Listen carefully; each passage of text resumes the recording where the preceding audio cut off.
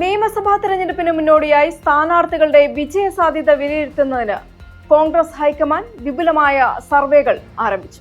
പ്രശസ്ത തെരഞ്ഞെടുപ്പ് തന്ത്രജ്ഞൻ സുനിൽ കനുകോലുവിന്റെയും വിവിധ സ്വകാര്യ ഏജൻസികളുടെയും നേതൃത്വത്തിലാണ് ഈ സർവേകൾ നടക്കുന്നത്. കേരളത്തിൽ സ്ഥാനാർത്ഥികളായി പരിഗണിക്കാൻ സാധ്യതയുള്ള 90% ആളുകളുടെയും പട്ടിക AICC ഏജൻസികൾക്ക് നൽകിയിട്ടുണ്ടെന്നാണ് സൂചന.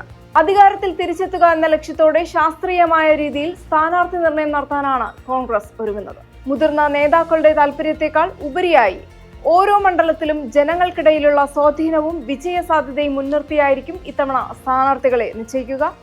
യുവാക്കൾക്കും വനിതകൾക്കും നൽകേണ്ട പ്രാധാന്യം എന്നിവയും ഇതിൽ പരിശോധിക്കപ്പെടും. റിപ്പോർട്ട് പ്രകാരം UDFന് 90 സീറ്റുകൾ വരെ ലഭിക്കാൻ സാധ്യതയുണ്ട്. നിലവിലെ ഭൂരിഭാഗം MLA-മാർക്കും വിജയസാധ്യതയുണ്ടെന്നാണ് പ്രാഥമിക survey.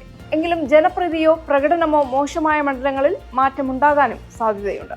ആറന്മുളയിൽ youth Congress national secretary Abin Varkey, Palakkad KPCC general secretary Sandeep Warrier, അടൂരിൽ രമ്യ ഹരിദാസ്, തിരുവമ്പാടിയിൽ VS ജോയി, കളമശ്ശേരിയിൽ എറണാകുളം DCC പ്രസിഡന്റ് മുഹമ്മദ് ഷിയാസ് എന്നിവരാണ് സർവേ റിപ്പോർട്ടുകളുടെ അടിസ്ഥാനത്തിലുള്ള സാധ്യതാ സ്ഥാനാർത്ഥികൾ. പ്രാഥമിക സർവേകൾ പ്രകാരം പ്രമുഖരായ ചില MP-മാരും നിയമസഭയിലേക്ക് മത്സരിക്കണമെന്ന നിർദ്ദേശവും ശക്തമാണ്.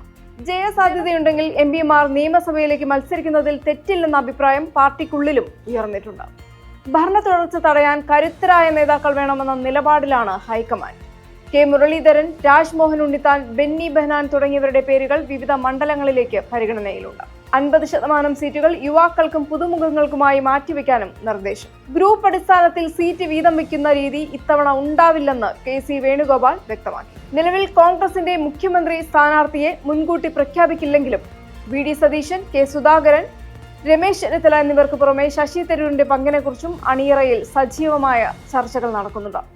ഹൈക്കമാൻഡ് നിയോഗിച്ച മധുസൂദനൻ മിസ്ത്രി അധ്യക്ഷനായ സ്ക്രീനിംഗ് കമ്മിറ്റി ഈ സർവേ റിപ്പോർട്ടുകൾ പരിശോധിച്ച് കേരളത്തിലെ നേതാക്കളുമായി ചർച്ചകൾ നടത്തിവരികയാണ്. കേരളത്തിന്റെ ചുമതലയുള്ള AICC general secretary Deepa Das മുൻഷിക്കാണ് റിപ്പോർട്ട് ആദ്യം സമർപ്പിക്കുക. ഓരോ മണ്ഡലത്തിലും സ്ഥാനാർത്ഥികളെ നിശ്ചയിക്കുന്നതിൽ സർവേയിലെ കണ്ടെത്തലുകൾ നിർണായകമാണ്. ഫെബ്രുവരി അവസാനത്തോടെ ആദ്യഘട്ട സ്ഥാനാർത്ഥി പട്ടിക പുറത്തിറക്കാനാണ് കോൺഗ്രസ് ലക്ഷ്യമിടുന്നത്. ഈ പട്ടിക സംബന്ധിച്ച് ഔദ്യോഗിക പ്രഖ്യാപനം ഫെബ്രുവരിയിൽ VD സതീശന്റെ കേരള യാത്രയുടെ സമാപനത്തോടെ ഉണ്ടാകാനാണ് സാധ്യത.